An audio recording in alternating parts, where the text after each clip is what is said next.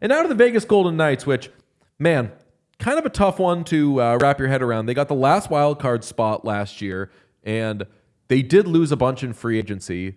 And now they kind of pivot to maybe leaning on the first full years of their deadline additions last year, and Noah Hannafin, who they got and signed, and Tomas Hertl, who they inexplicably picked up.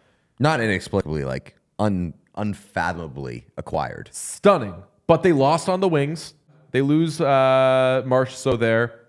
They lose Stevenson as well. But yeah, the big thing, I guess, offensively for them is that it's Hertl time. And now your identity is you're Jack Eichel, you're Tomas Hertl down the middle. Mm-hmm.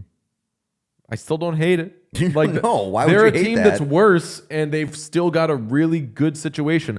They were probably better down the middle than or if Hertl is Hertl, they're better down the middle now than they were at this time last year. Definitely. So that's a step in the right direction. But man, losing Marchessault that's so much of the identity, I feel. And Stevenson. Like, I think both of those guys were key to like their identity as the Golden Knights. But like the thing about the Vegas Golden Knights is that their identity is constantly changing because they are constantly getting guys in and out. It's just that Marchessault is a guy that was there from the beginning and seemed to be a massive curator of vibes. Yep. And like really, really beloved in that room. So yeah, I do wonder about like where the vibe drop off is. Hey, thanks for watching the channel. We appreciate everybody who checks out our stuff, but 80% of our viewers are not actually subscribed to this page, so if you could smash that subscribe button, it would go a very long way for us. The more subscriptions we have, the more visibility we get from YouTube, which allows us to do more. So press that button. Thank you.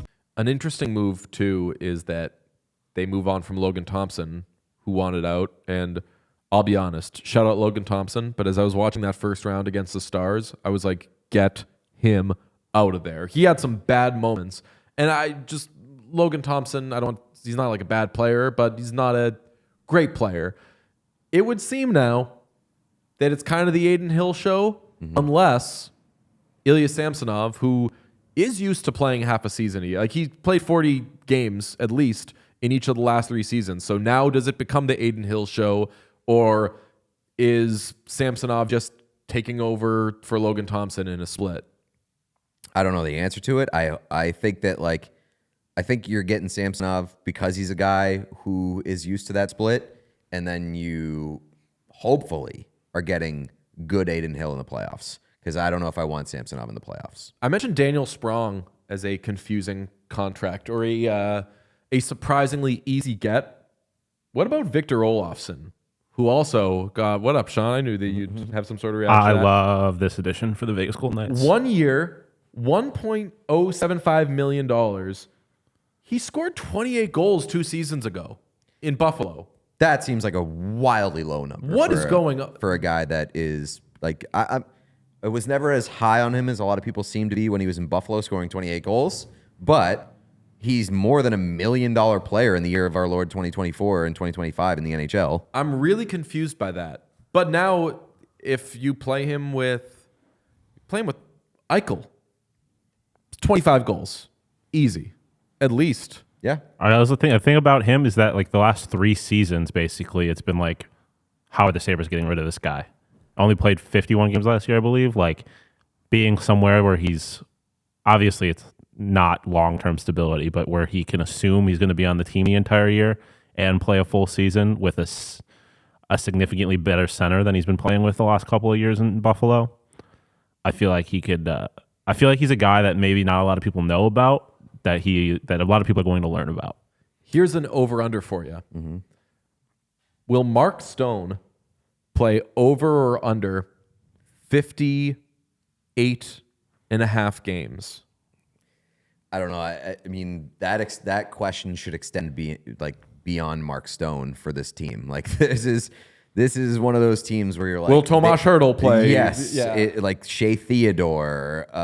Like they have a lot of guys. Was Barbashev hurt last year? I don't recall.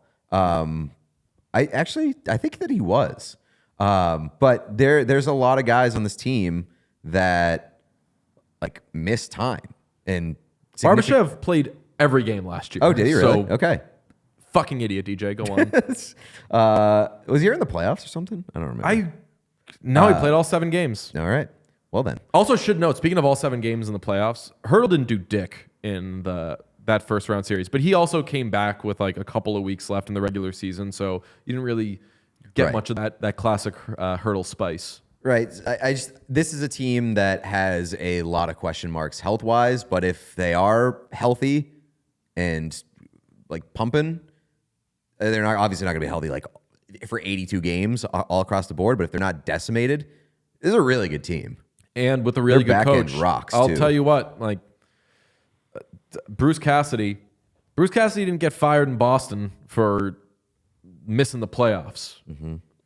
Bruce Cassidy got fired in Boston because some guys maybe on the Canucks right now weren't crazy about him, but he gets teams to the playoffs.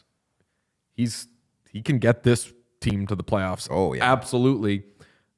I don't know what their betting odds are right now. Oh, they're actually pretty high. As Sean, you threw it up before. Yeah, they're 7th. That's too high, but. Well, I mean, it may not be because, like you mentioned, like they're not going to finish as the 7th best team in the NHL this season. But once the playoff picture is locked, you might be like, oh, Vegas is primed. Yeah, especially because you don't know what the Vegas Golden Knights are going to look like at the end of this season. Exactly, they can do the thing. They always do the thing. They're the only team in the league that builds their roster in between the middle of the regular season. They don't build in the off season. They build in the regular season. It's such a fun, cool move for them. We all silly like the mayor.